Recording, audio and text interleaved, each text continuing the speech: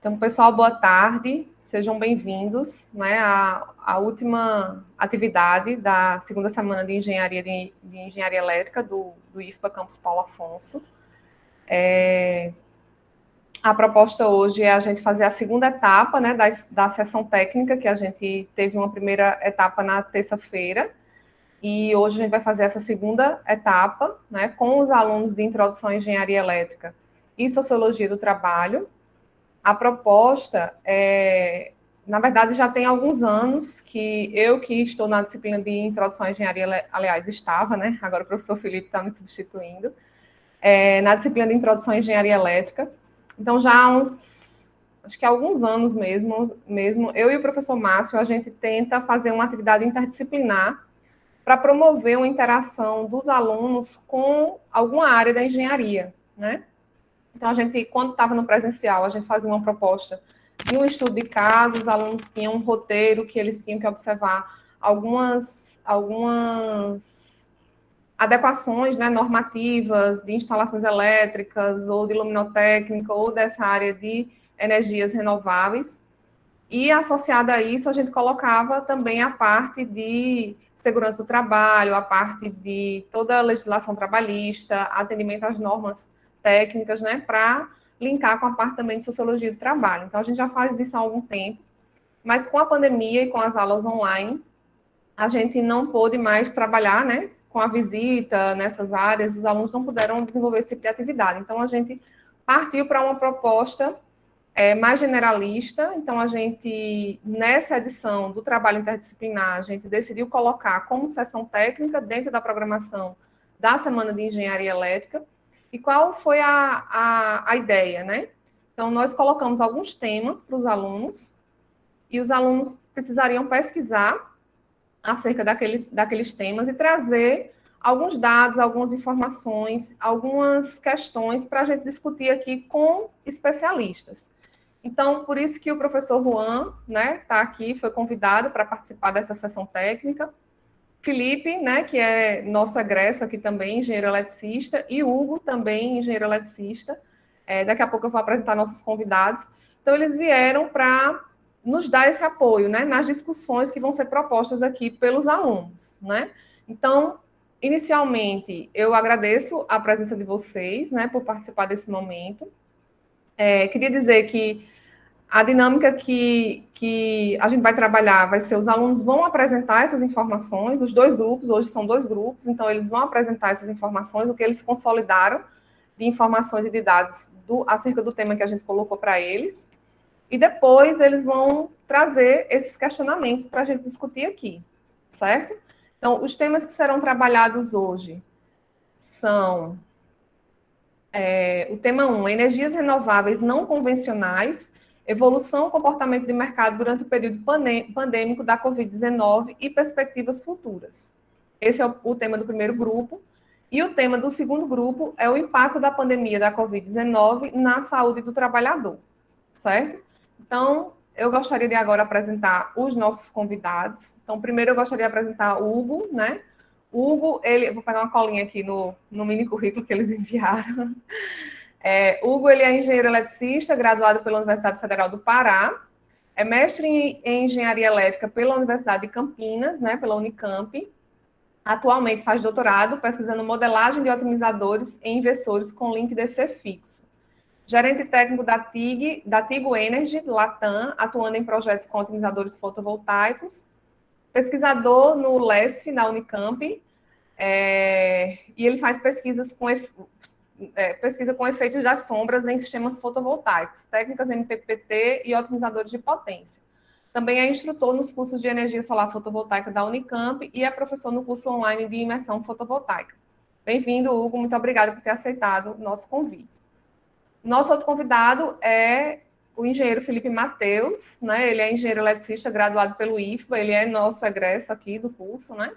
Também é engenheiro de segurança do trabalho, tem MBA em gestão de projetos e trabalha na área de desenvolvimento de projetos de proteção contra incêndio e pânico, elaboração de laudos e perícias técnicas voltadas para o segmento de engenharia de segurança do trabalho e elétrica. ministra curso de capacitação e atualização voltado para o setor de segurança do trabalho e elétrica para regularização de empresas, junto às normas regulamentadoras, né, vigentes, e também trabalha na área de elaboração, dimensionamento e coordenação de projetos de sistema de microgeração distribuída. Obrigada, Felipe. Bem-vindo de volta, né, agora participando aqui, contribuindo com a gente. É um prazer, é um prazer.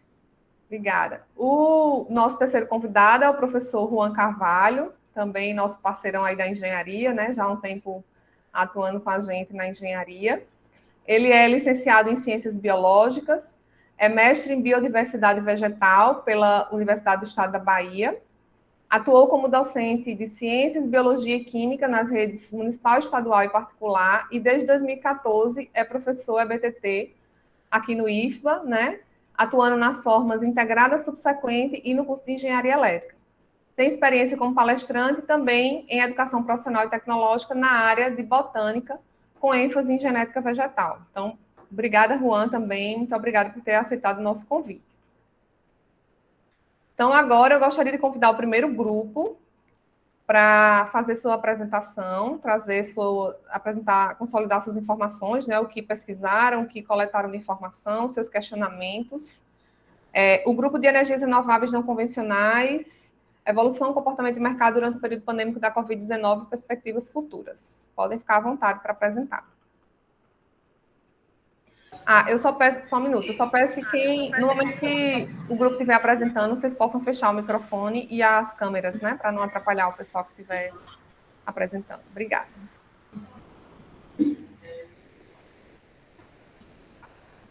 Boa tarde. Boa tarde. Boa tarde. Todos estão me ouvindo? Sim. Sim, Anderson.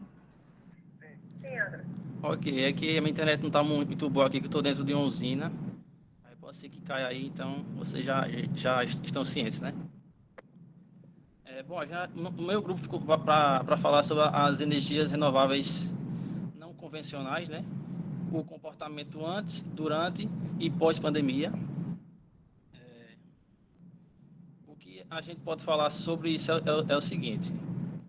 Antes da pandemia, o mercado já estava em aquecimento, né?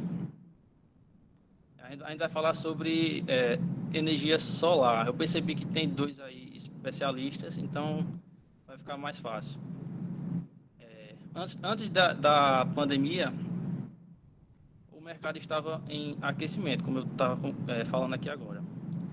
Durante, aqueceu mais ainda, e por vários fatores, né? E a ideia é que pós isso, fique melhor ainda. Esse crescimento se deu por três fatores que é um só, ao meu ver e ao ver do nosso grupo, né? A crise hídrica, né? Bandeiras tarifárias, o preço do quilowatt-hora. Então, devido a essa crise hídrica do país, surgiu a ideia de investir em placas solares, né?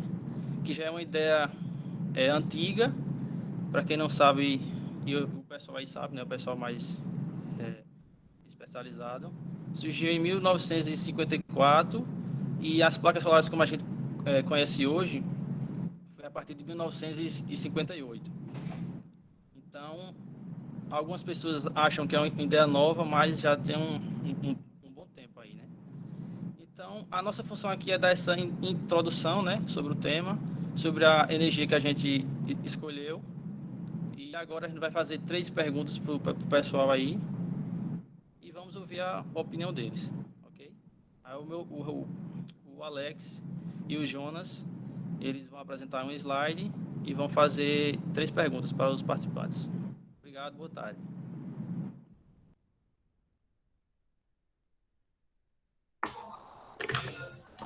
Boa tarde. Meu nome é Alex.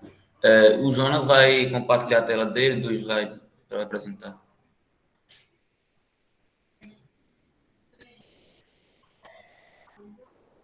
Pronto. O nosso tema é energias renováveis não convencionais, evolução e comportamento de mercado durante o período pandêmico da Covid-19 e perspectivas futuras. Segundo a CNN Brasil, A indústria de energia solar conseguiu bater recordes em 2020.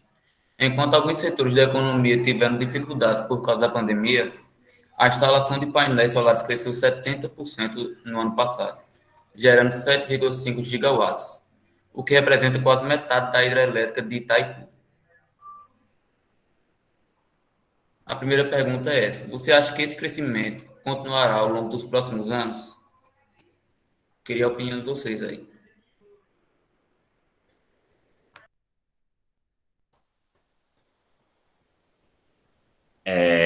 Boa tarde a todos, né? Meu nome é Hugo Moreira, como a professora Daniele me apresentou.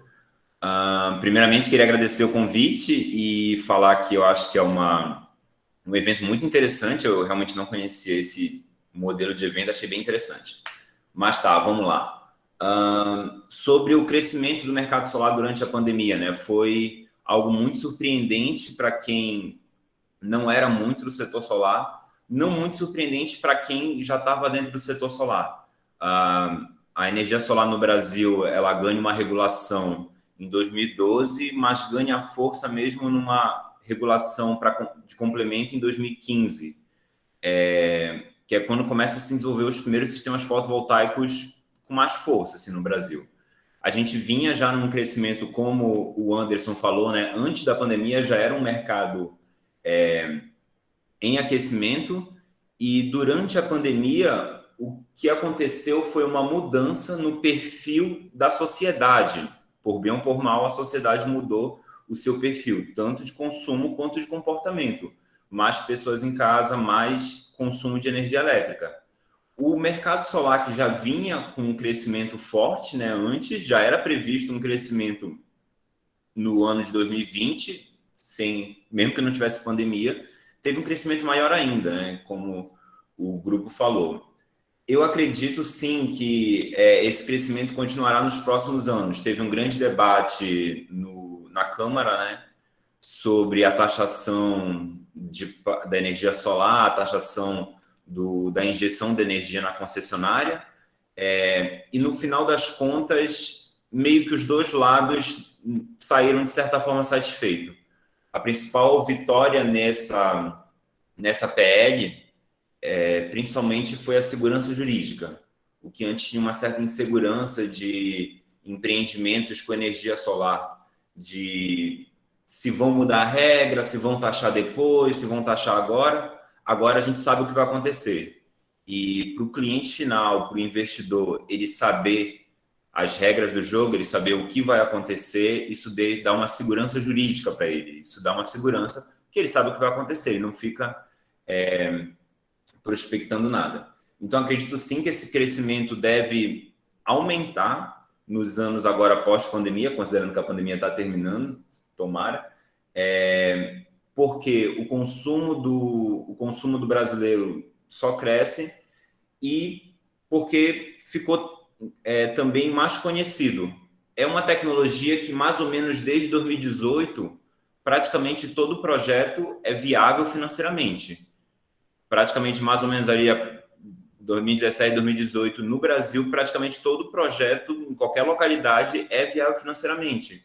Entretanto, tem algumas barreiras do capital inicial do investidor, né? A pessoa ter todo aquele dinheiro para colocar logo no início, ou também de uma barreira de achar que não funciona, achar que aquilo não vai durar para sempre. Quanto mais pessoas instalam sistemas fotovoltaicos, mais pessoas querem instalar sistemas fotovoltaicos. É algo que acontece de forma orgânica na sociedade. Então, sim, acredito que o crescimento continuará nos próximos anos. Nos próximos 10, 20 anos, acredito que a gente ainda deve ter crescimento do mercado solar, sim. Obrigada, Hugo. Mais alguém quer colaborar? Felipe? Eu vou colaborar um pouquinho. Na verdade, eu vou complementar o que o Hugo falou, né? Eu concordo e utilizo dos mesmos argumentos que ele o fez aí para todos. Vamos lá. Pandemia. Qual foi a característica do perfil de consumo que ele falou? As pessoas ficaram mais alocadas em casa, né? Teve um período de lockdown, ou lockdown, entre aspas, né, em alguns locais. Então, as pessoas em casa, obviamente, o perfil de consumo vai ter uma carga maior. eles vão ter um consumo maior. E justamente a partir disso, é onde, ao meu ver, que no mercado a gente consegue perceber, as pessoas começam a pesquisar estratégias para fazer uma economia mais viável em relação à questão da energia.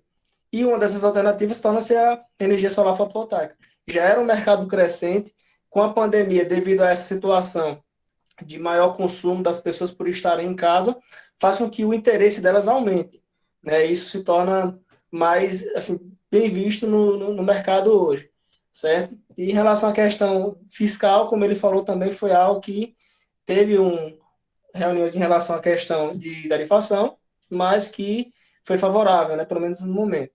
Então, se torna algo que, na minha opinião, vai ter um crescimento, já está tendo crescimento, vai continuar tendo esse crescimento, se torna viável também em relação à economia.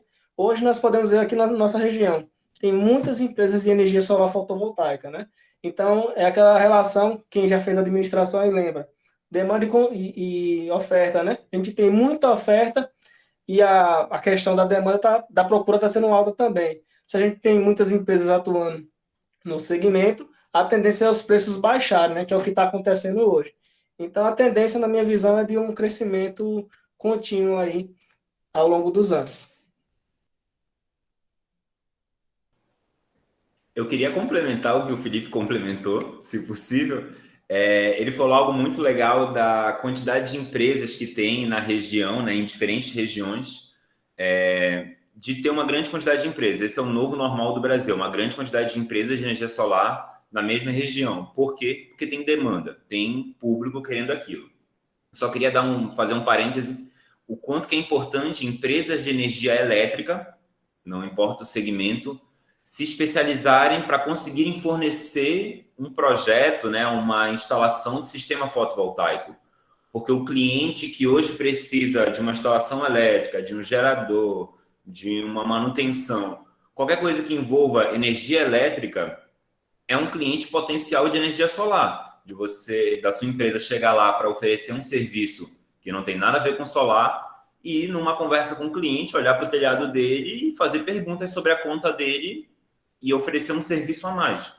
Então, o que a gente atualmente no mercado tem é várias empresas especializadas no ramo solar, que só fazem solar, né? O nome delas sempre tem algum sol, alguma coisa ali envolvido, mas o que eu vejo de tendência, e eu acho que é importantíssimo, é toda empresa de energia elétrica ter um setor de energia solar para conseguir fornecer esse tipo de serviço.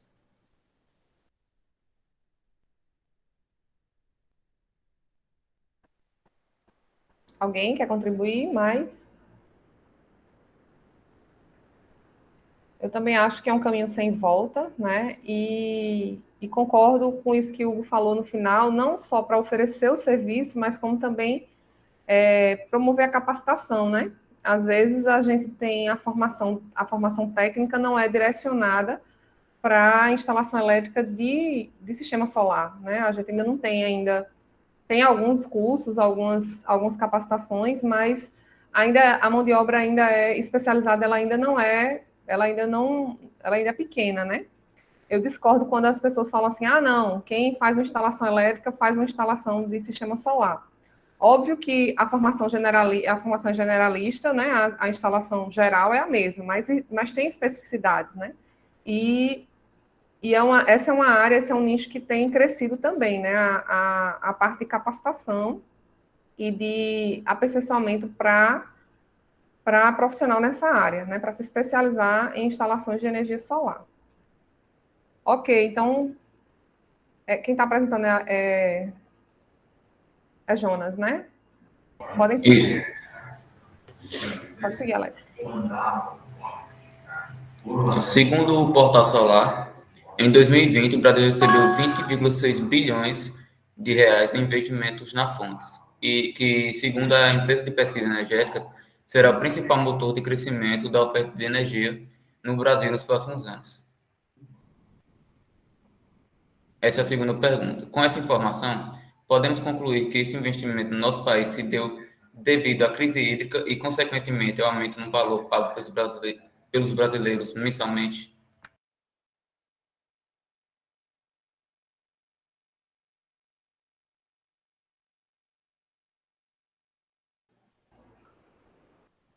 Bom, muito interessante a pergunta, né? O Brasil recebeu em 2020, que foi o primeiro ano de pandemia, mais de 20 bilhões em investimentos. E se isso está atrelado com a crise hídrica ou não? Eu diria que, na minha opinião, né? Aí realmente é uma opinião um pouco mais pessoal, isso tem estudos sendo desenvolvidos nessa área, mais ou menos.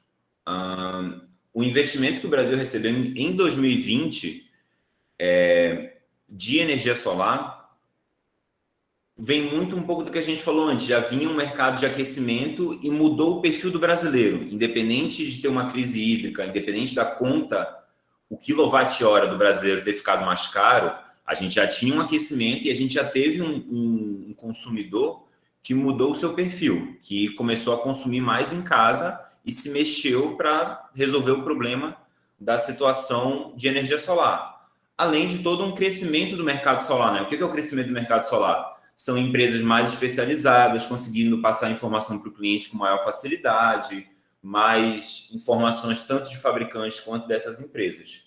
Mas, sim, a crise hídrica também teve um papel muito importante nesse investimento, né? Quando o brasileiro começou a ficar mais tempo em casa, fazendo home office ou não, né? E começou a consumir mais energia, a conta veio mais cara, ele se mexeu para buscar uma solução. E com a crise hídrica, né, que a gente teve, o preço o preço do quilowatt-hora sobe e aí é um em cima do outro. Então, eu diria que sim, a crise hídrica é sim um dos responsáveis, mas eu não colocaria só ela. Eu colocaria também essa mudança do hábito de consumo do brasileiro, de ter ficado mais tempo em casa, principalmente, e ter aumentado o consumo de energia elétrica.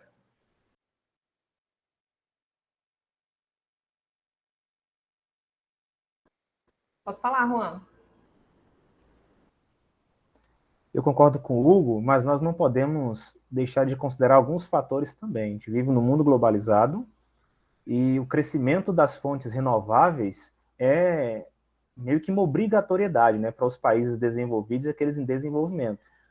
Então a gente não pode também esquecer que há uma pressão, não só econômica, né, mas toda uma pressão também tecnológica que esses países acabam impondo, né? Então, por exemplo, países na Europa que não têm, eu diria assim, a diversidade, né, ou a riqueza natural para poder produzir energia, acabam utilizando e nós, durante muito tempo, né, ficamos aquém, nós não investimos, ou não só em pesquisa, né, tecnologia, enfim, nesses recursos, e hoje nós nos vemos, de fato, obrigados, né, porque ou nós fazemos isso, ou nós fazemos, não temos mais outra opção em tentar aprimorar, renovar, expandir, né, ampliar, né, essas fontes que nós aqui utilizamos. Claro que a hidrelétrica tem a sua relevância e ela vai ter durante algum tempo, né, outras fontes também vão começar a crescer,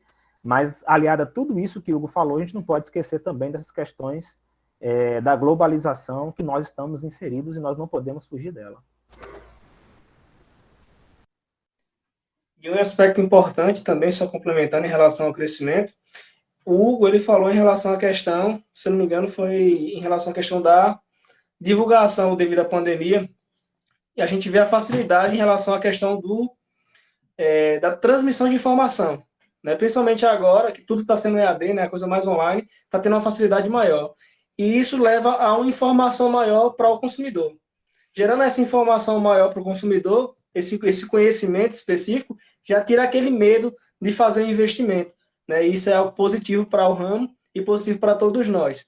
E, na minha opinião, tem influência, sim, a questão da crise hídrica, até porque, com a elevação do valor do quilowatt e também com o aumento do tempo das pessoas dentro de casa devido à pandemia, isso ocasiona um consumo maior com um valor maior do quilowatt, gera valores maiores, e aí o cliente vai começar a procurar estratégias para diminuir a conta de energia, né? Então, termina sendo uma influência direta nesse aspecto, pelo menos em minha opinião.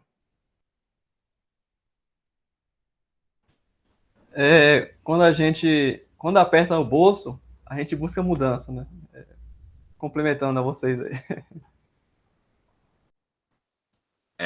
É o comportamento mais comum do ser humano, né? Quando dói nele é que ele se move. O que o Juan disse faz total sentido, bem excelente colocação, inclusive. Só queria complementar também o que o Felipe disse, quase com um estudo de caso, né? Eu dou aula no curso de energia solar da Unicamp, que a gente tem desde 2015, e a gente viu a formação de várias empresas de energia solar, desde 2016 principalmente, vindo de lá. E era muito interessante que em 2016 não era tão comum, assim, 2017 não era tão comum. Era muito interessante a empresa de energia solar ter uma dificuldade, às vezes, para convencer um cliente que valia a pena ele colocar energia solar, seja um cliente residencial, seja uma clínica, seja o que for. Mas quando ele convencia, depois que ele instalava, ele esperava uns 2, 3 meses e ele ia batendo de porta em porta nos vizinhos daquele cliente. Os vizinhos que viram o sistema de energia solar no telhado, né, do primeiro cliente, ou já foram falar com ele lá, ou ele fala lá, ó, tá vendo aquele sistema ali? Foi a minha empresa que montou, funcionou assim, o retorno é tanto, custa tanto. É muito mais fácil você convencer um cliente final de algo que ele já está perto dele ali, de certa forma. A pandemia trouxe um pouco isso para a gente, né, da facilidade de passar informação de forma mais ampla, assim.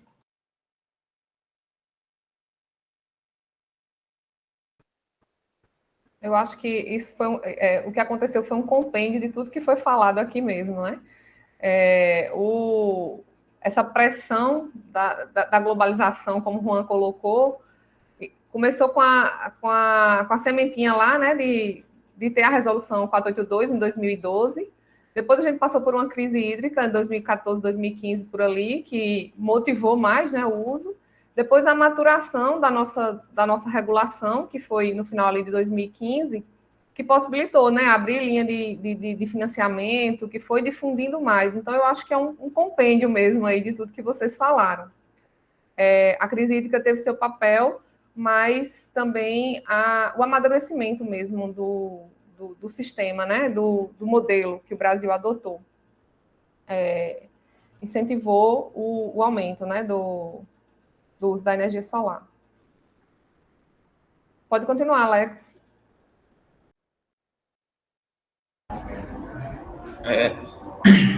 Segundo a CNN Brasil, a incidência de raios solares no território brasileiro também favoreceu a produção. Enquanto a Europa conta com uma capacidade limitada a 10% de produção, aqui no Brasil esse número triplica, graças à posição geográfica do país. Isso sem contar a facilidade econômica. Há 70 linhas de crédito para quem quer investir nesse tipo de energia. Qual a importância dessas linhas de crédito no aumento ao acesso à energia solar, visto que a pandemia desorganizou ainda mais a economia do nosso país?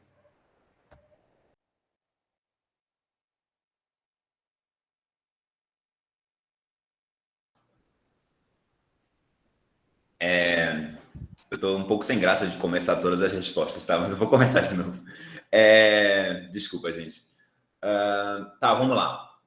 Só um comentário sobre a situação da Europa, né, da capacidade de geração. É muito interessante que a Alemanha é um dos cases de maior sucesso do mundo, assim, desde os anos 2000 ali, ela já tinha uma grande quantidade de energia solar, de placas de energia solar para captação de energia solar instaladas. E um dado interessante é que o melhor lugar de radiância, né, o melhor lugar de captação solar da Alemanha é pior do que o pior lugar de captação solar no Brasil. Então, o poderio, né, da fonte primária, que é o sol no Brasil, é sim um dos grandes motivos do sucesso dessa energia aqui no nosso país.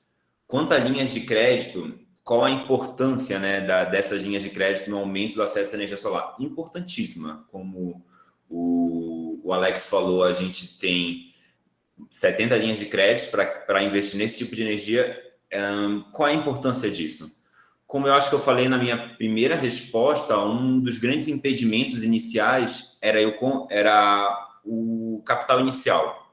Então, fazia sentido instalar um sistema, falando do solar, né? Fazia sentido instalar um sistema fotovoltaico, ele ia se pagar, valia a pena e tudo mais, mas para isso a gente precisa de tanto de dinheiro inicial e às vezes o cliente não tem esse dinheiro, ou às vezes ele não quer colocar todo aquele dinheiro no investimento, porque querendo ou não é um investimento, né?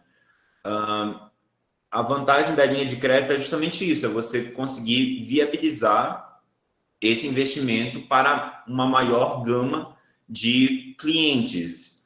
Então, a gente tem linhas de crédito, inclusive, que dependendo do sistema, nem precisa de uma entrada, digamos assim. A pessoa só vai pagando a mensalidade da linha de crédito, já vai economizando na fatura dela, e depois de 5 anos, acho que a linha de crédito com o maior tempo é de 7 anos, se eu não me engano, consegue ter o sistema dela. No final da linha de crédito, o sistema é seu, e é um sistema que dura 25 anos, né, pelos estudos.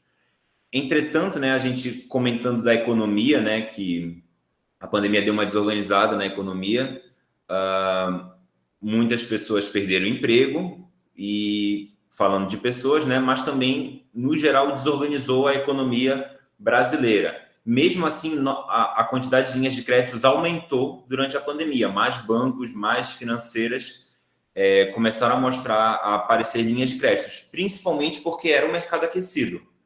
O fato de ser um mercado aquecido faz com que o mercado financeiro, né, de bancos e financeiras e outras empresas desse tipo, se movam para atender aquele mercado que é a oportunidade deles. E, como eu disse, né, mesmo numa situação de pandemia, a gente teve um crescimento e, às vezes, a linha de crédito era o melhor jeito daquele investidor que não tem todo aquele capital inicial de uma vez pronto para dar, ou não tem todo aquele capital que ele queira colocar no investimento só, ele faz via linha de crédito, que fica muito mais menos pesado para ele, né? Muito mais leve pagando as mensalidades da linha de crédito.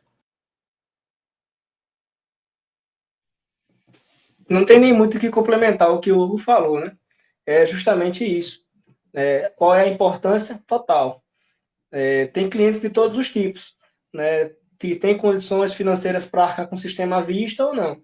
Então, essas linhas de crédito viabilizam o atendimento à maior parte da população, né? Possibilitando essa viabilidade de fazer a instalação do sistema fotovoltaico, né? Então, não tem muito o que complementar o que o Hugo falou. Eu só vou estar respondendo aí uma pergunta de algum aluno que eu estou vendo no chat aqui sobre a NR35 em relação à questão de energia solar com serviço em altura, né? Só para complementar essa parte e responder o aluno. A NR35 ela é uma norma regulamentadora que trabalha com serviço em altura em geral, né? Qualquer serviço acima de 2 metros de altura, desenvolvido com essa altura específica, já é considerado um serviço em altura. Então, toda a especificidade de segurança do trabalho é aplicada a ele, seja de energia solar ou qualquer outro tipo de atividade. Então, se ela foi redirecionada para aplicar para a parte de energia solar, especificamente, não. Em nenhum momento a norma tem essa especificidade em relação à energia solar. Ela trabalha em um contexto geral, porém voltado para a parte de serviço em altura. Então, os sistemas de segurança existentes, os EPIs, são basicamente genéricos para todo tipo de serviço que seja com essa especificidade de ser serviço em altura. Espero que eu tenha respondido a pergunta, né? Qualquer dúvida você manda no chat que eu complemento. Eu concordo com o que o pessoal falou. Acredito que sem essas linhas de créditos nós não teríamos esse avanço, mas eu só gostaria de fazer assim meio a função do advogado do diabo, né? Eu não sei qual é a perspectiva, se há algum estudo nesse sentido, mas uma coisa é certa, né? Então nós tivemos um aumento da pobreza no país durante a pandemia e provavelmente boa parte de clientes potenciais, clientes que poderiam conseguir mesmo utilizar a própria linha para poder utilizar, né? Certamente não vai poder fazê-lo porque houve aumento do endividamento do pessoal, houve diminuição dos ganhos, né? E passando a pandemia, que a gente não sabe exatamente quando vai ser, né? E aí eu ando preocupado com pós-carnaval, a gente pode ter talvez uma situação um pouco mais complicada, né, em relação a isso. Mas, de fato, é muito importante a linha de crédito, mas a pandemia ela conseguiu, talvez, jogar, né, mais para frente potenciais clientes, né, para a energia solar. O que o professor Juan falou está certíssimo, a gente não pode esquecer do aumento da pobreza no país por causa da pandemia. E, além de questões de fome e sobrevivência, o fato de clientes potenciais, de não só de energia solar, mas de outros serviços, de estarem preocupados em conseguir um emprego agora e estarem preocupados em ter o que comer e não poderem, sei lá, esse sonho da energia solar ir um pouco mais para frente, né? Só falando um pouco da parte da pobreza com energia solar, eu lembrei de um projeto que é sensacional, fazendo mexer um pouco para os outros aqui, quem quiser jogar no Google, Revolu Solar, é a primeira cooperativa em favelas do Rio de Janeiro de energia solar, o trabalho deles é sensacional, quem quiser jogar um Google aí e ver alguns vídeos, eles têm um site também, se eu não me engano, é bem legal.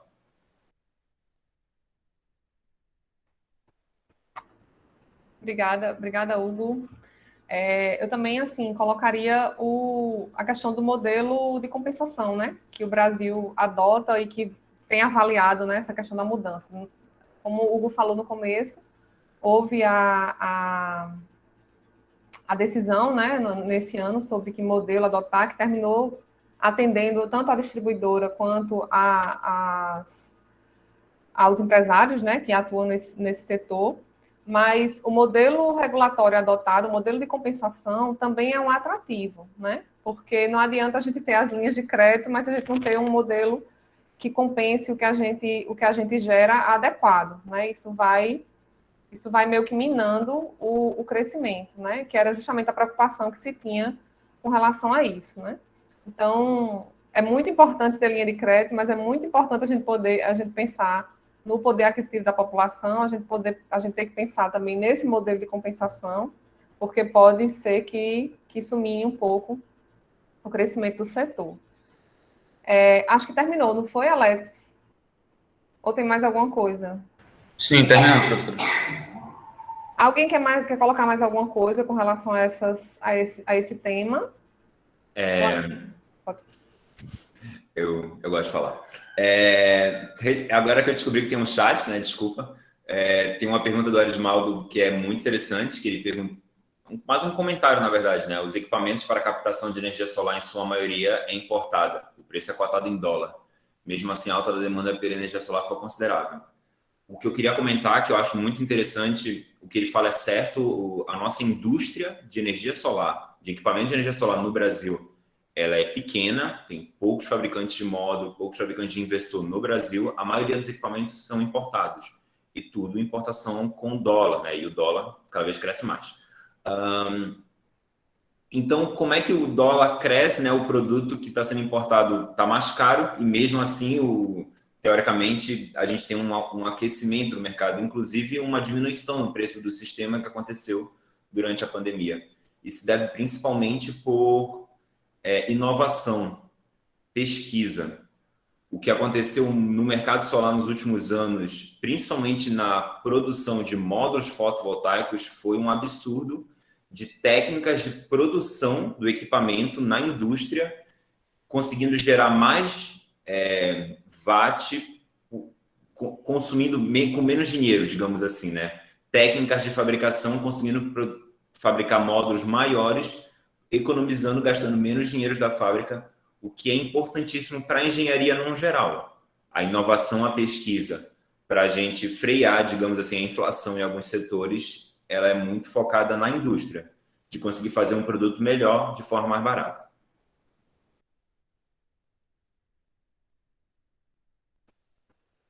Isso.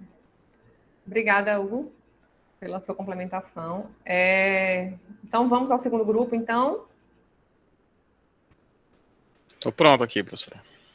Então, pode conduzir aí, Antônio. Deixa eu só compartilhar aqui só um momento, tá? Vocês dizem aí como é que tá. Vou compartilhar a tela inteira aqui.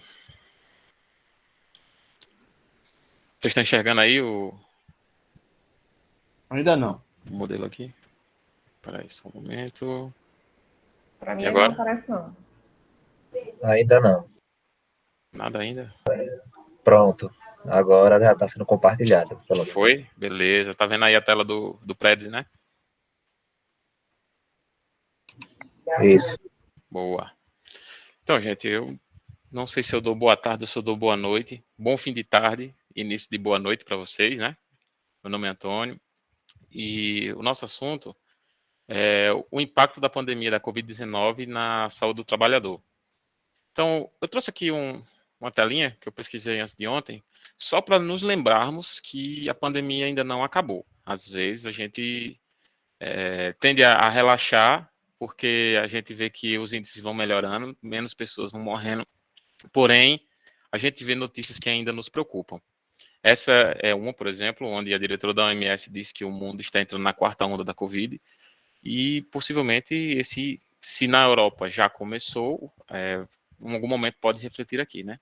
Essa aqui já é de hoje, onde já se fala em nova variante, já caímos aqui para a economia, onde a Covid atua, ela movimenta tudo, né? Tudo está um caos ainda por conta da Covid. E aí chegamos no impacto da pandemia na saúde do trabalhador. Então, eu destaquei alguns pontos que eles se tornaram bem fortes, principalmente na pandemia. A pandemia catalisou esses itens de uma forma de números extremamente alarmantes. Então, hoje, o Brasil é o segundo país no mundo com o maior nível de estresse, segundo a Associação Internacional, né, do Controle do Estresse. Em relação à depressão, o Brasil lidera os casos de depressão e ansiedade na pandemia. Isso quem me disse foi uma pesquisa realizada pela Universidade de São Paulo, né, a USP. Eles fizeram, deixa eu pegar aqui a colinha, eles fizeram esse estudo no final de 2020, onde eles constataram que o Brasil é o país que tem mais casos, né, de ansiedade, com 63%, e 59% de depressão, segundo a Irlanda e terceiro os Estados Unidos.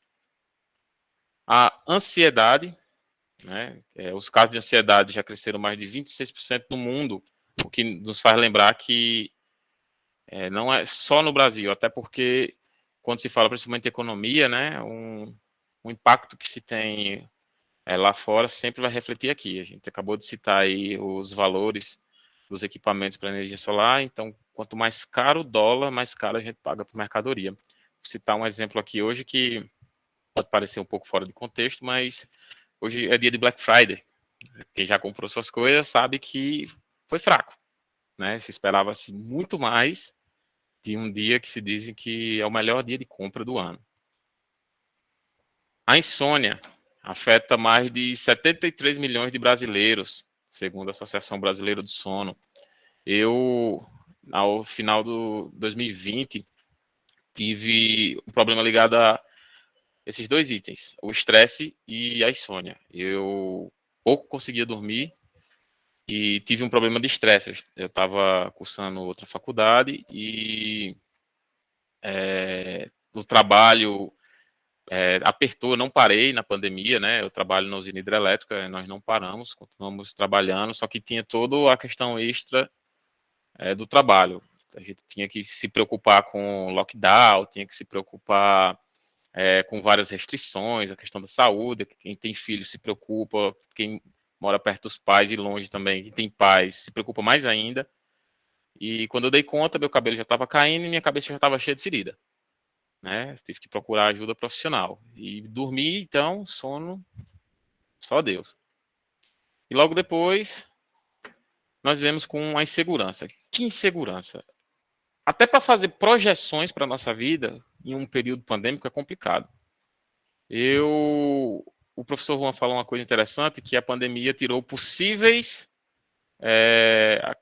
pessoas que poderiam fazer aquisição dos equipamentos para uso da energia fotovoltaica. Ao final, eu gostaria de saber dos amigos se tem um prazo ideal que vocês julgariam que seria interessante a pessoa já adentrar a essa mudança. Por exemplo, se daqui a 5 anos é um período legal, porque possivelmente as concessionárias vão aumentar muito o valor daqui para lá, já seria eu me organizar para até 5, 6, 7 anos. Se vocês têm alguma margem, algum prazo específico que vocês acham legal da pessoa já começar a se adequar.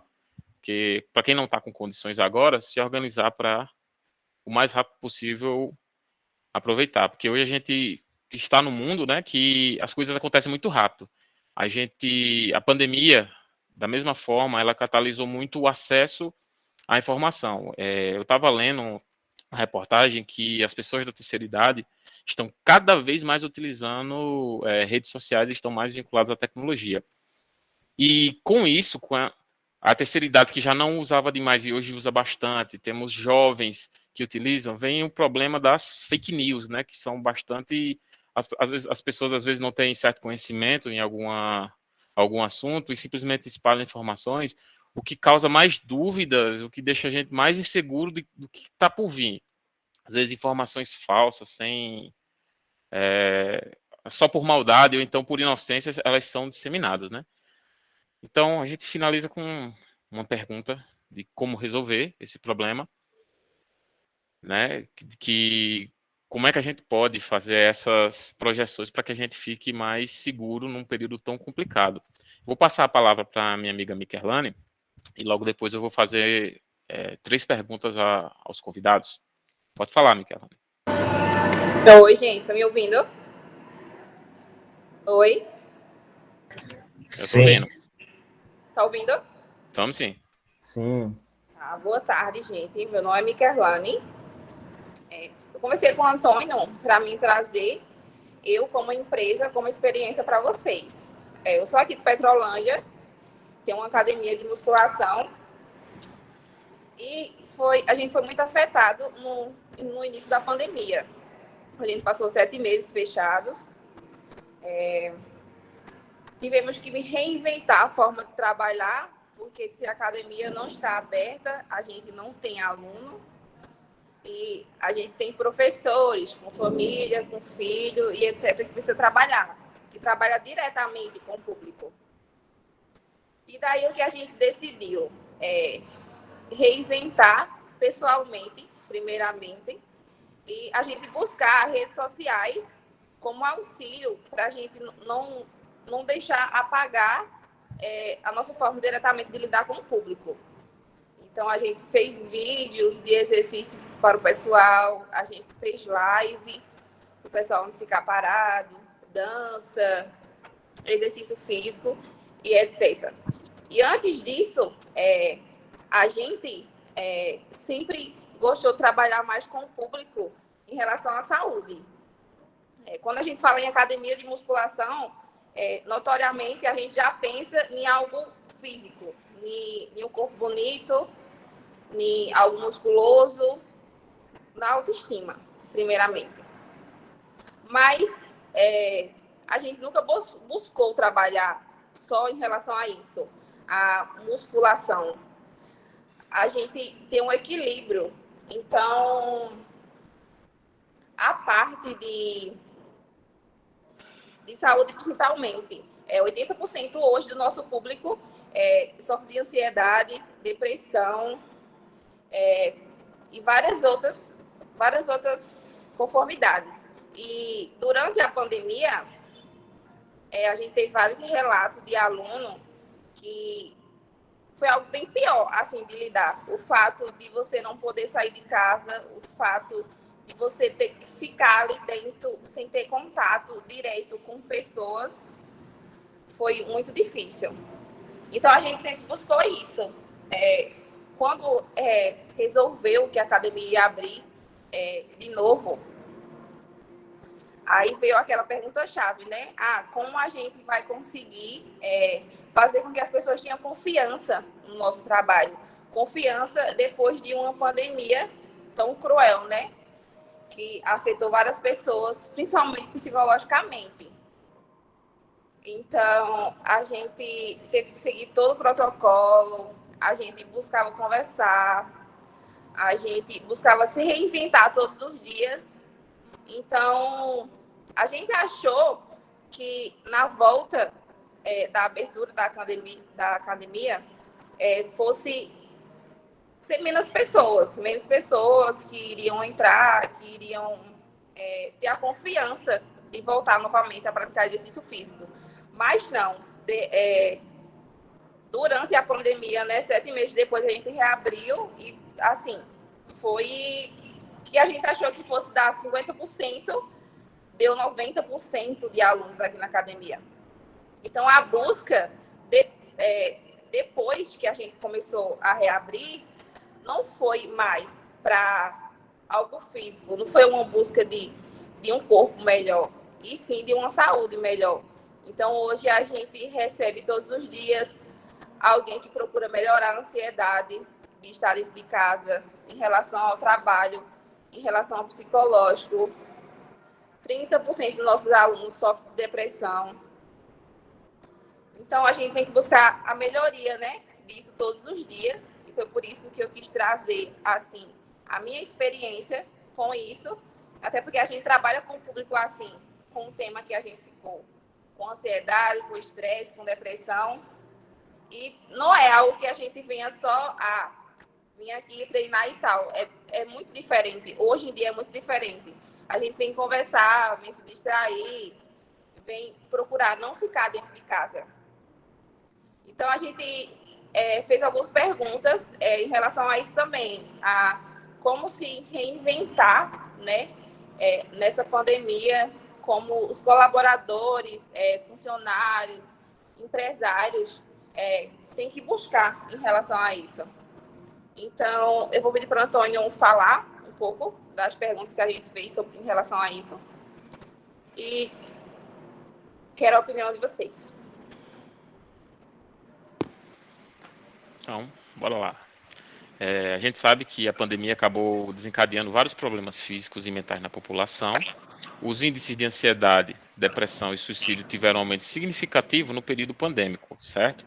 Então, diante desse cenário, na visão de vocês, os danos causados pela pandemia à sociedade poderiam ter sido minimizados de alguma forma?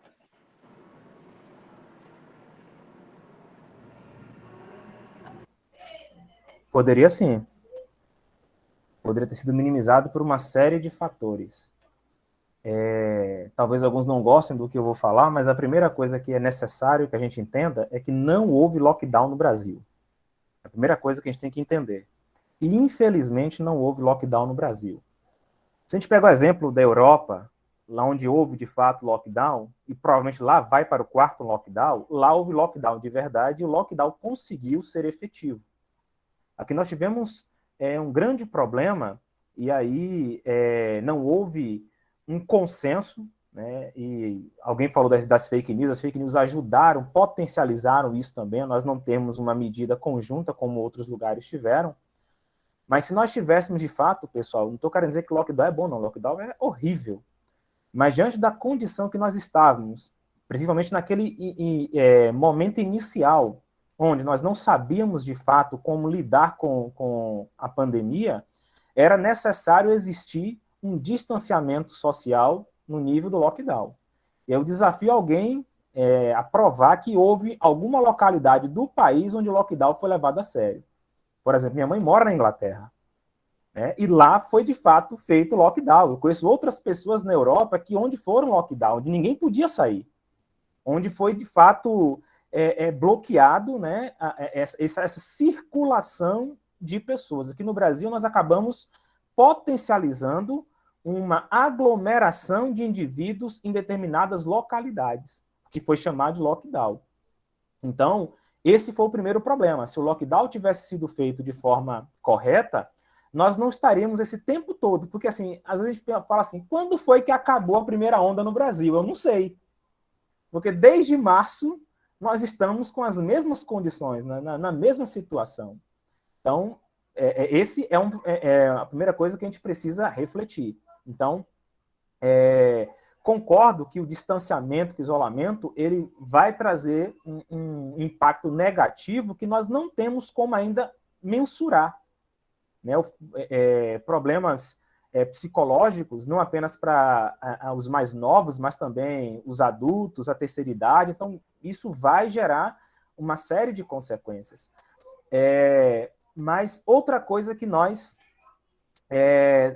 poderia ter sido feito também, que não foi feito. Aí eu estou tratando tanto de ações de políticas públicas, como também de ações voltadas para instituições privadas, tá?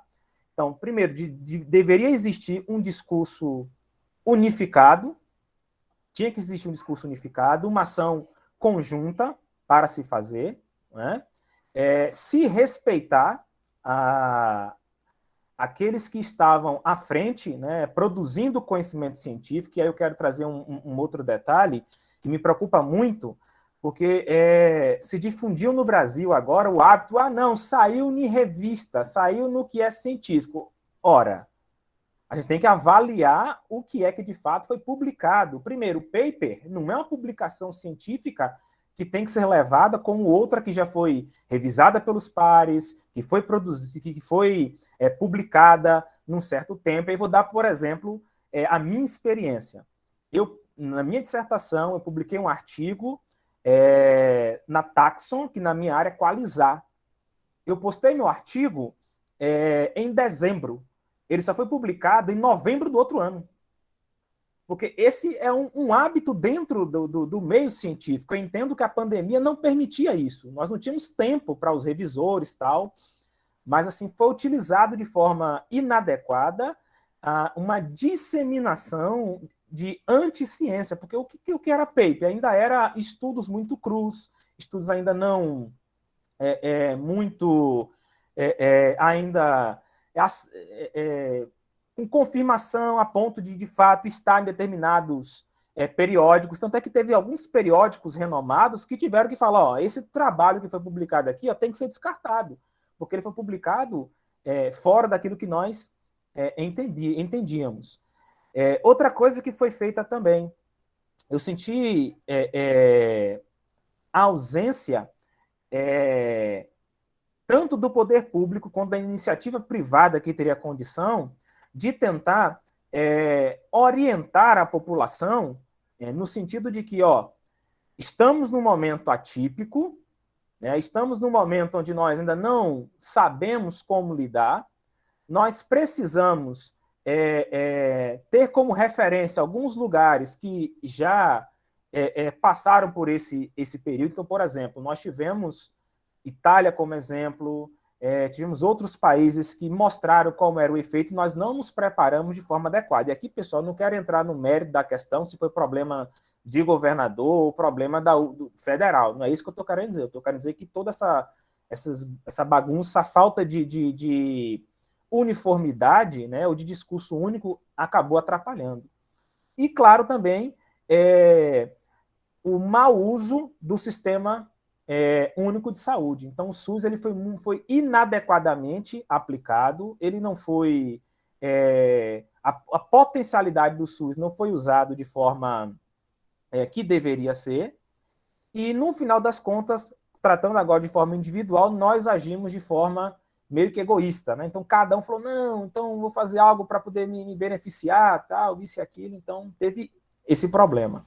Tá? E fora também outras questões que eu acho que a gente pode discutir, nas outras questões que surgirão, tá? Mas muita coisa pode ter sido feita. Aí pode falar, mas é muito fácil você falar agora, né? 1 ano e meio depois, 2 anos depois.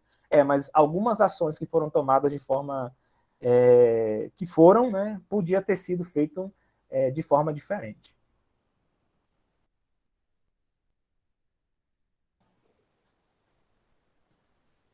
Pode falar, Felipe. Bom, basicamente o que o Juan falou, que eu vou entrar mais ou menos nessa ideia mesmo, né? Mas uma coisa que eu particularmente senti muita falta foi uma das temáticas que ele falou, que é a unidade em relação ao discurso. Ficou uma bagunça, né? O governo, infelizmente, para falar dessa temática, a gente tem que falar em questão de governo. A gente tem um governo federal que fala uma coisa, cada estado, cada governador fala outra coisa, e isso acaba potencializando o que a cultura brasileira já é individualista, acaba danificando ainda mais uma política que seja adequada para aquela situação. Então, faltou, na minha concepção, uma unidade a nível de discurso político em geral para facilitar a conscientização de pessoas. Mas na parte de segurança do trabalho, a gente trabalha muito com treinamentos de capacitação justamente para trabalhar a conscientização do trabalhador, né? Nesse caso, em uma situação pandêmica, a conscientização tinha que ser de toda a população.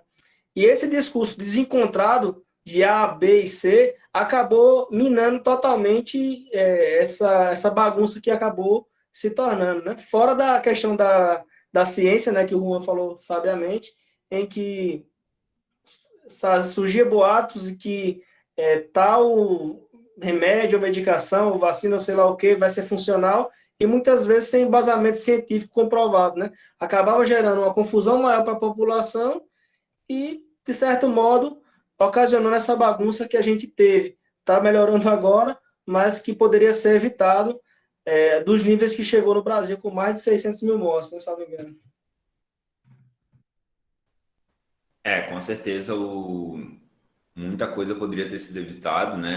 As falas do Juan e do Felipe já englobam tudo que eu queria falar, basicamente. Eu concordo 100% com o que eles disseram. O Brasil virou uma disputa, né? Uma disputa de bar, assim. Você não quer mais estar com a verdade, você só quer ganhar a discussão.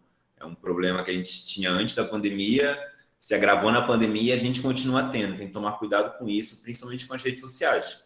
O que a rede social tinha feito um algoritmo para te passar notícias do esporte que você se interessa, ele entendeu o teu perfil e te passar essas informações, acabou virando algo político. Ele entendeu o teu perfil e hoje em dia tem notícia falando duas histórias totalmente diferentes. A internet está aí para espalhar, infelizmente espalhando muita fake news, né?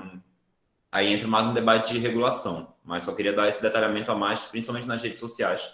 Tem um documentário no Netflix que é maravilhoso, que é o Dilema das Redes, que mostra como, fala um pouco do algoritmo, né, de como são as redes sociais, como que eles escolhem a notícia que eles vão te mandar, baseado no seu perfil, que você vai gostar daquela notícia, ao invés de simplesmente pular ela, e também mostra um pouco dessa fase política, né, de como as redes sociais foram utilizadas. Então, outra pergunta. Tendo em vista que a empresa precisa que o seu colaborador esteja em uma condição favorável de saúde, né? Pois, afinal, a produção está diretamente ligada à saúde, né? Então, o que as empresas devem fazer para preservar a saúde do seu colaborador?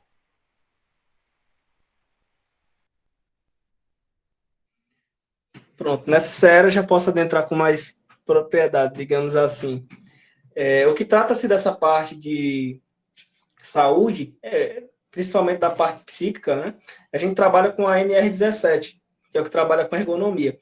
E é um pouco curioso porque é o seguinte, quando iniciou-se os estudos da parte de segurança do trabalho, o fator ergonomia era único e exclusivamente físico.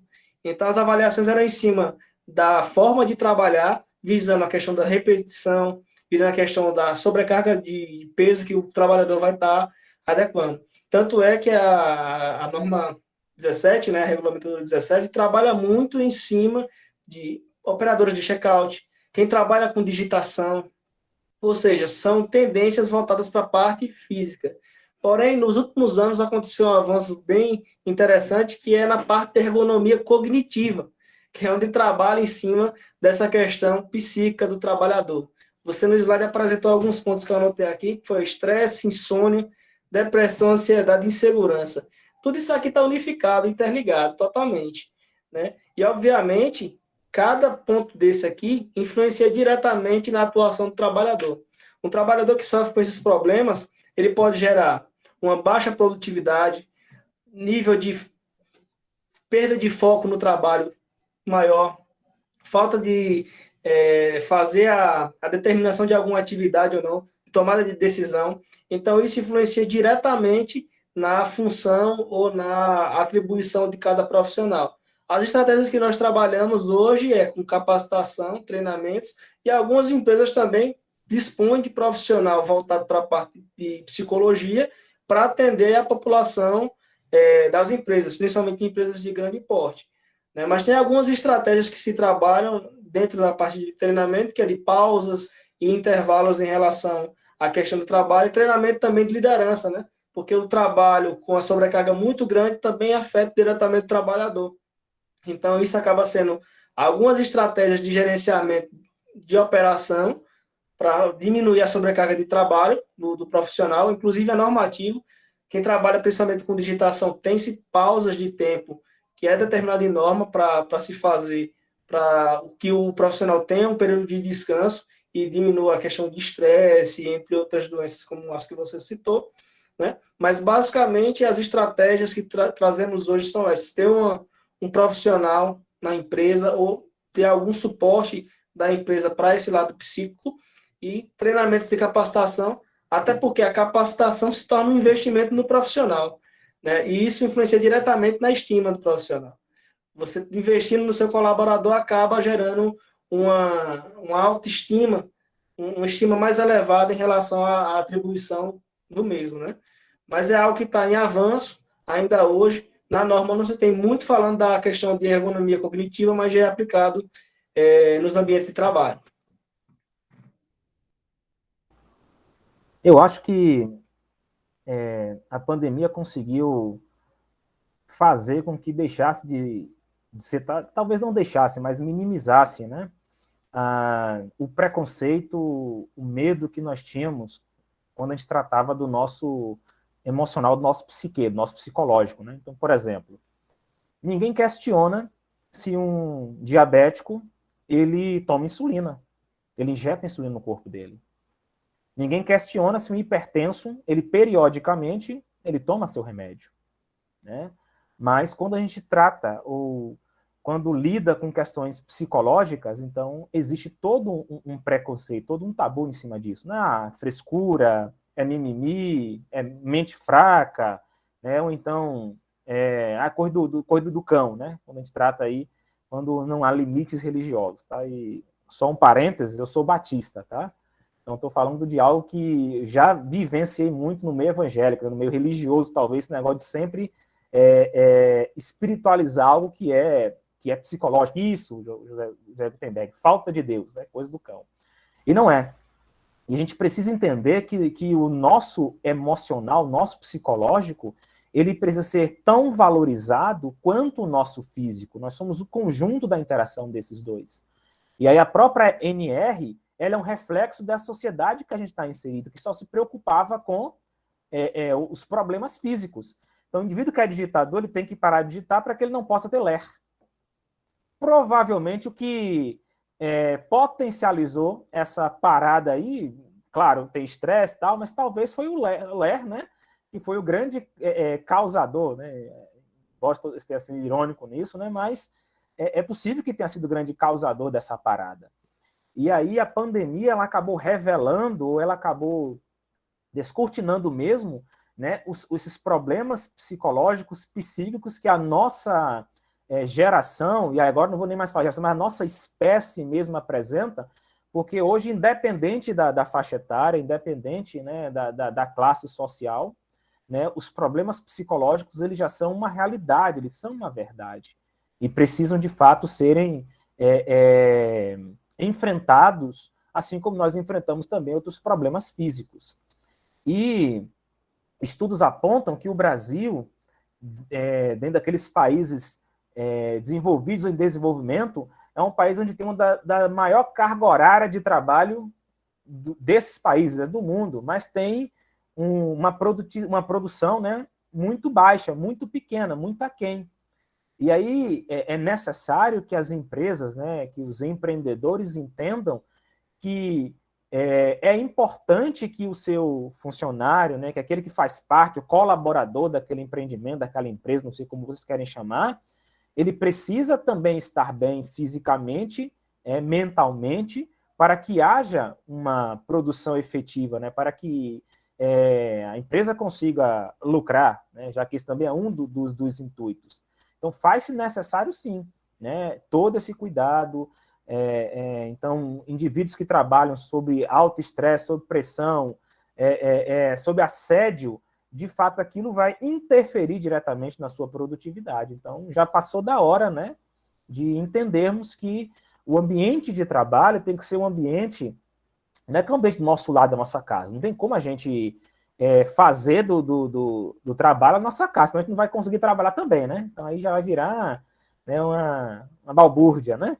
Mas a gente precisa ter um ambiente de trabalho, um ambiente que não seja doentio, que tenha um mínimo de espaço, um mínimo de condições, né, ideais para o indivíduo se sentir bem. Então, até que antes da pandemia, a gente já via várias propagandas de empresas, né, onde elas já tinham espaços onde os funcionários eles paravam e eles iam fazer uma atividade física, era uma academia dentro da empresa, ou então algo de pilates, alguma coisa, porque eles entenderam que era necessário investir nesse equilíbrio de estresse, nesse equilíbrio de condições para que, de fato, houvesse uma melhor produtividade. Eu queria só complementar, né, que as respostas já estão bem completas mesmo, só complementar principalmente falando de exemplo e quebra de tabu, né, como o Juan falou agora no final. Por que uma empresa começa a disponibilizar academia no meio do expediente, entre aspas, para o funcionário dela? Sim, porque ela notou, né, seja por estudo ou por estudo de caso, que seja, que aquilo vai aumentar a produtividade, que aquilo vai melhorar a saúde mental do empregado, que seja. Mas alguém teve que começar. É importantíssimo essa quebra de tabu, o que a gente considerava frescura, a sociedade considerava frescura há 5 anos atrás, hoje em dia não é. O que talvez a sociedade considere frescura hoje, daqui a 5 anos, não seja. Então, como, por exemplo, denúncias de assédio moral no ambiente de trabalho. Não houve um crescimento no assédio moral no trabalho, houve um crescimento nas denúncias. A gente vem de uma sociedade que tem um sério problema disso e cada vez mais, principalmente pelo exemplo, se uma pessoa denuncia e ela não é humilhada, né, e ela não é demitida, digamos assim, isso dá uma coragem para que outras pessoas, quando sofram isso, vejam a importância de denunciar. Então, a importância do exemplo, seja de uma empresa para outra. Não, aquela empresa está cuidando da saúde mental seja durante a pandemia, antes da pandemia, depois da pandemia, dos funcionários, e isso é legal, isso está dando resultados, seja financeiros, psicológicos, mentais. Então, a gente replica esse modelo aqui, a importância do exemplo que eu queria falar. Então, para finalizar, uma pergunta mais voltada ao final da pandemia, né? Como é que as pessoas, profissionais, né, devem se preparar para as sequelas que serão deixadas pela pandemia?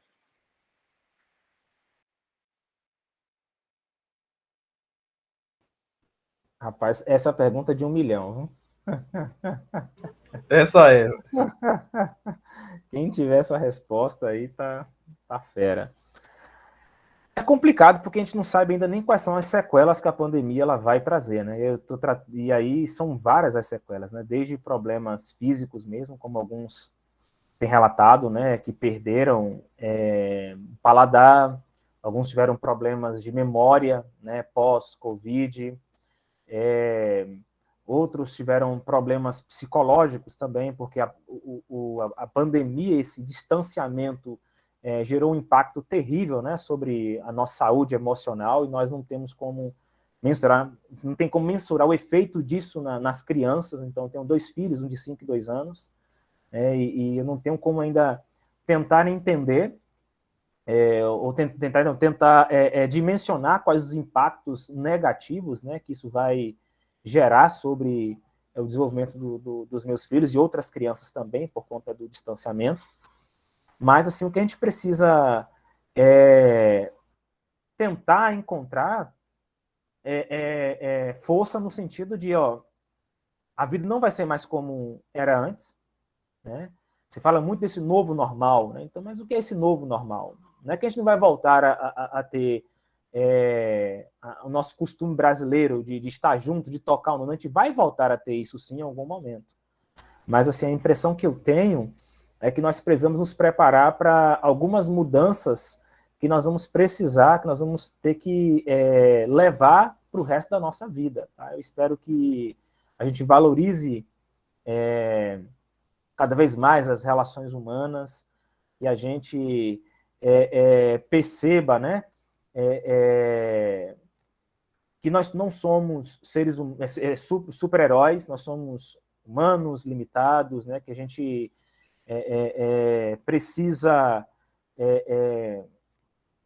tentar viver menos no mundo de Alice, né, no sentido de viajar demais, não é que a gente não vai sonhar, não é isso, mas eu acho que a gente precisa repensar mais essa nossa vida que a gente sempre tinha lá no futuro e começar a valorizar e começar a usufruir mesmo o presente, tá? Esse momento agora. Eu acho que talvez o que a pandemia ela traz como talvez um ensinamento grande é isso, né? Da gente aproveitar esse momento agora, da gente viver o momento agora.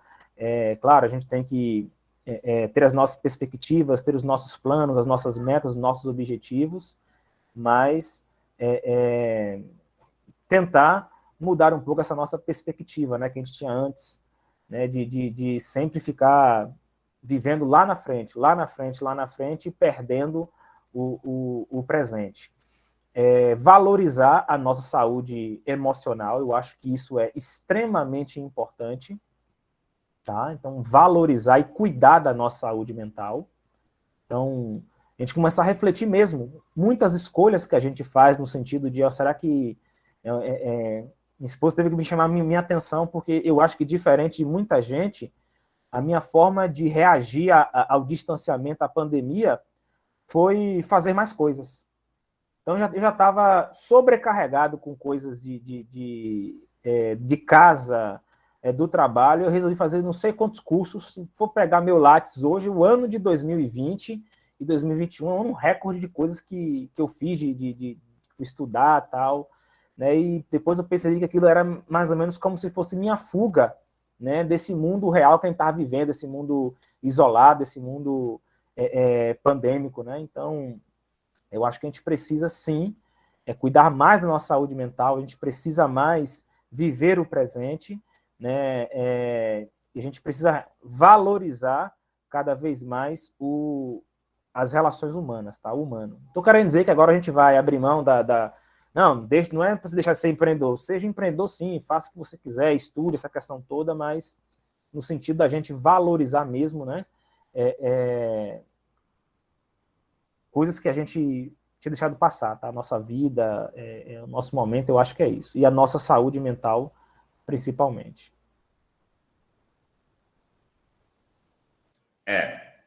Como se preparar, né, para as sequelas da pandemia? Como se prepara para algo que você não sabe como é que vai ser? Enfim, não tem um manual, não tem um passo a passo. Eu acho que o Juan falou é incrivelmente válido. Tem sequelas, mas também tem uma parte da importância que a gente dá hoje em dia para o momento, para as pessoas, para o contato, para momentos de lazer, e não pensar que você vai viver 100 anos e quando chegar nos 90 você começa a curtir o que você trabalhou durante 90. Não faz sentido. Mas talvez, já que a gente não sabe o que vai acontecer, é importante a gente se preparar para não saber, pode dar tudo errado, assim, falando profissionalmente, pode dar tudo errado depois da pandemia. Falando pessoalmente, também pode dar tudo errado. E assim, talvez a gente tenha que se preparar para isso.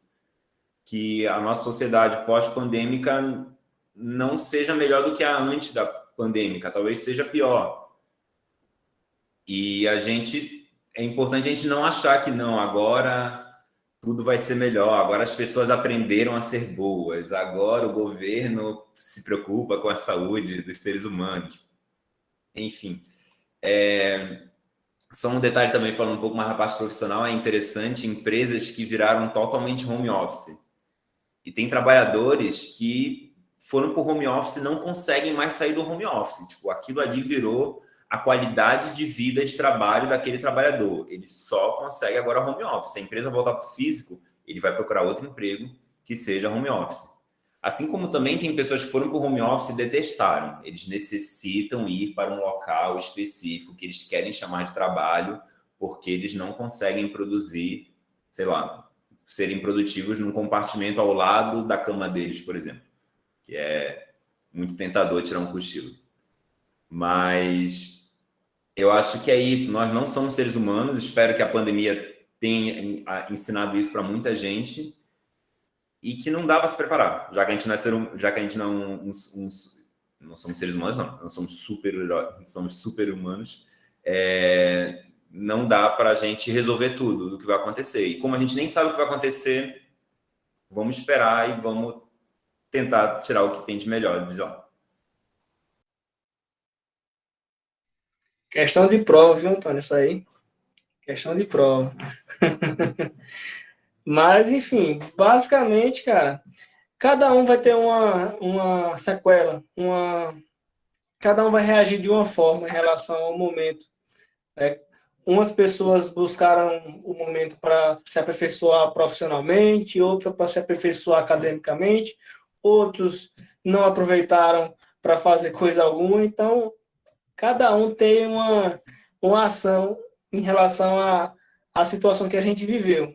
Né? O que eu acho que a gente deve fazer é avaliar como estamos hoje, como o Juan falou, presente, e em cima do que a gente fazer essa autoavaliação, buscar estratégias de melhoria. Né? Eu estou feliz hoje com minha vida profissional? Eu estou feliz hoje com minha vida acadêmica? Eu estou feliz hoje onde eu estou? E a partir dessa autoavaliação, nós buscarmos estratégias para evoluirmos ou chegarmos onde queremos chegar.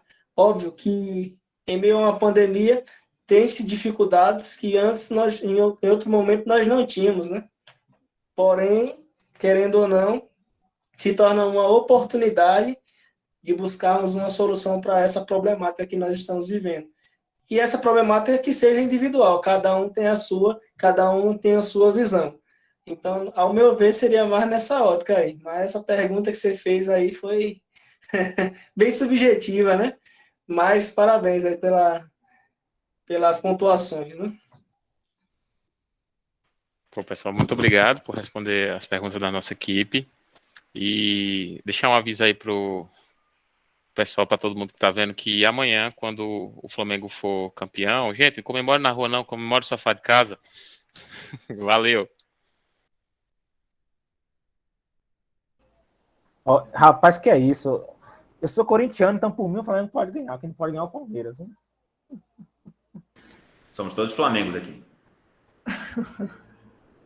Obrigada, Antônio. Obrigada ao pessoal da outra equipe, Alex, que apresentaram, né, tão bem. O pessoal pode achar meio estranho assim a gente trazer uma temática tão geral para uma semana de engenharia, né? Mas isso é um tema que atingiu a todos, né? Então, especificamente quem atua na área de fornecimento de energia é considerado um serviço essencial, né? Então, teoricamente, não parou, né? Continuou e teve que encarar tudo isso que a gente viveu, pelo menos a gente, enquanto professores ou outros profissionais que tiveram a oportunidade de ficar em casa, né?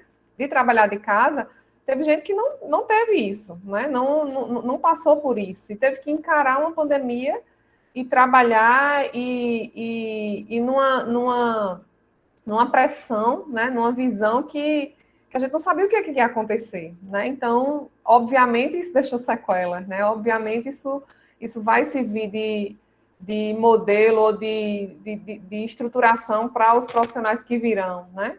Então, foi uma experiência, assim, de perdas, mas também de ganhos, né? Em algumas áreas, a gente ouviu aí Miquelane falando que muita gente decidiu olhar para a saúde, né? Muita gente decidiu escoar sua ansiedade, sua depressão, seus problemas, assim, né? Do dia a dia, praticando esporte ou comendo mesmo, Leide. Quem não engordou nessa pandemia, né? Todo mundo engordou. Então, assim, foi um período de perdas, está sendo, na verdade, né? Que a gente não saiu dela ainda. Mas também houve essa reflexão, né? Então, o que o Juan falou aí, a gente viver um dia de cada vez. Hoje mesmo eu fui na escola dos meus filhos e eles disseram assim, a gente não sabe como vai ser ano que vem.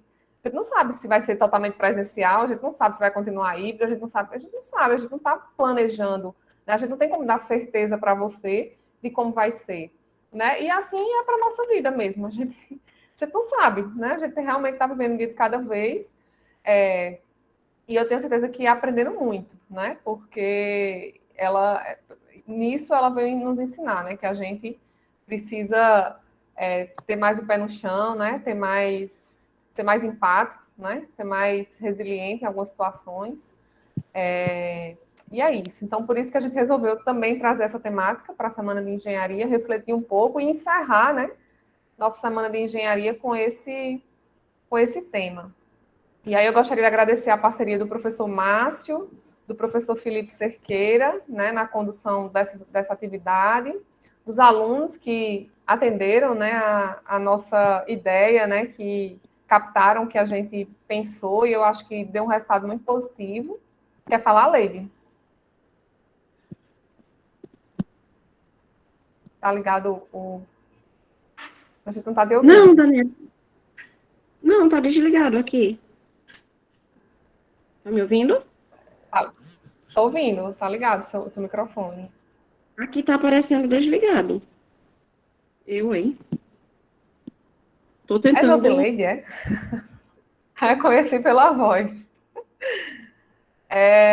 Então, agradecer, né, aos nossos 3 convidados, a Felipe, a Juan e a Hugo. Se vocês quiserem falar alguma coisa, fiquem à vontade também para a gente fazer o encerramento.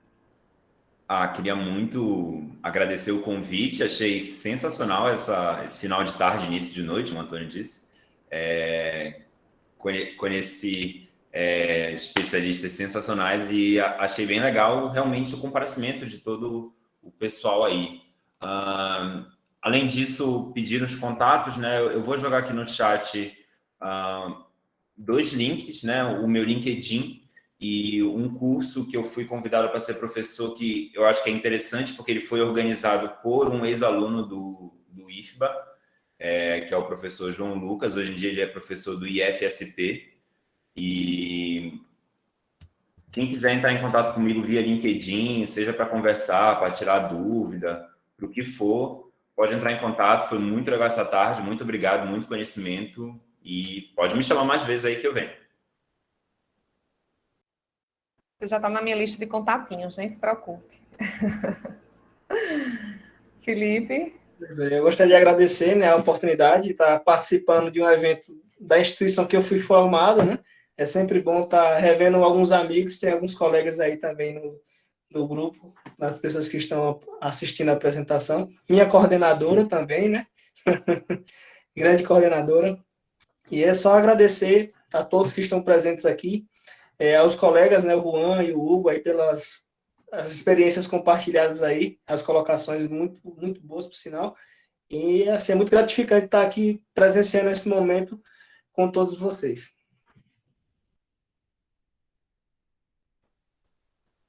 Eu agradeço mais uma vez, né, a confiança de Daniela e de Nicole aí, né, me colocar nessa saia justa. Vocês são corajosos, né, de confiarem em mim. Então, sabem que sempre podem contar comigo. Amei a experiência, né, achei assim muito legal, tá? Também não tinha participado, Hugo, né, e Felipe, de algo assim, parecido, né, não, nesses moldes assim, ainda mais remotamente, então gostei pra caramba, boa experiência, tá?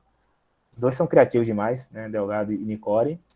E eu quero encerrar minha fala o seguinte, pessoal, vacinem, tá? E aí eu não posso deixar de falar isso. E por que tem que se vacinar? Se eu vacinar, ainda vou pegar a doença. Ok, você pode até pegar, enfim, não quero nem entrar nesse mérito, senão eu ter que dar uma aula aqui de imunologia. Mas o que eu quero é que vocês entendam é o seguinte, quanto mais pessoas vacinadas, menos o vírus circula, menos cepas nós vamos ter.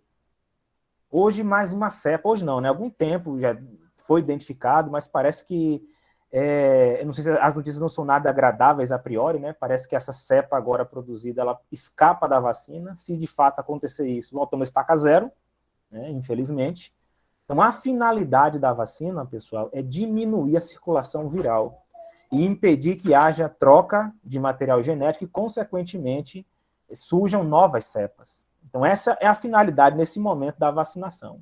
Então, se você conhece alguém anti-vacina, se você acha que a vacina vai trazer sequela, alguma coisa, né, a gente pode depois até marcar uma discussão a respeito disso, mas pensem que a vacinação nesse momento não é uma decisão individual, mas é uma decisão coletiva. Tem um problema gravíssimo que está acontecendo, porque é o seguinte, os países desenvolvidos e o Brasil e outros países grandes estão vacinando, mas está um monte de país pobre aí que não tem vacina. Se não vacina, cepa vai acontecer. E onde é que as cepas estão surgindo? Na Índia, onde a vacinação foi baixa, na África do Sul, pela segunda vez, onde a vacinação é baixa, no Brasil, lá na região norte, onde não existia vacinação e estava aquele, né, boom lá no norte, especificamente no Amazonas. Então, onde tem muito vírus circulando, a probabilidade de ter novas variantes é muito grande. Então, daí a necessidade da vacinação.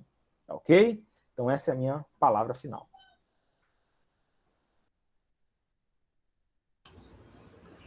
Complementando, eu também agradeço muito aos convidados por se fazerem presente. Palavras sábias. Juan, você não foi escolhido à toa. Você falou muito bom, muito bem. Também não vejo motivo de não querer se vacinar. Né? A gente se vacina para tanta coisa. Por que o Covid vai ser diferente, né? Professora Daniele, muito obrigado também por estar presente, por nos estar dando essa força. É só isso mesmo, pessoal. Então, vou encerrar aqui nossas atividades. Muito obrigada. Dizer aos alunos que fiquei muito feliz com a participação de vocês no evento. A gente teve uma média aí de 45 a 50 pessoas nas atividades que foram desenvolvidas, né? A gente começou a primeira semana no ano passado, esse ano a gente fez a segunda edição, e eu espero que seja um evento que a gente dê continuidade, né, e que faça história mesmo no curso, né? Eu lembro que, não sei se o Felipe é dessa época, mas ele deve lembrar que os alunos reclamavam muito, né, que a gente não tinha muitos eventos aqui na região, e eu acho que a gente conseguiu fazer. Essa também foi uma das partes boas da pandemia, né? A gente conseguir fazer, mesmo que online, trazer convidados. O Hugo está aí longe, né? E aí a gente trouxe, na reunião passada, a gente trouxe uma convidada que estava nos Estados Unidos, e essa questão do online também permite que a gente tenha essa troca, né, com pessoas tão distantes. Então, que vocês deem continuidade, que vocês participem, né? Agradecer também aos alunos, que nessa edição a gente teve aluno que participou, né, na organização. Então, agradecer mesmo a presença de vocês. Pronto, Juan já está dizendo aí que vocês vão encontrar com eles em Ciência do Ambiente, viu? Então, boa noite, bom final de semana e muito obrigada. Tchau, tchau. Tchau, boa noite. Boa noite.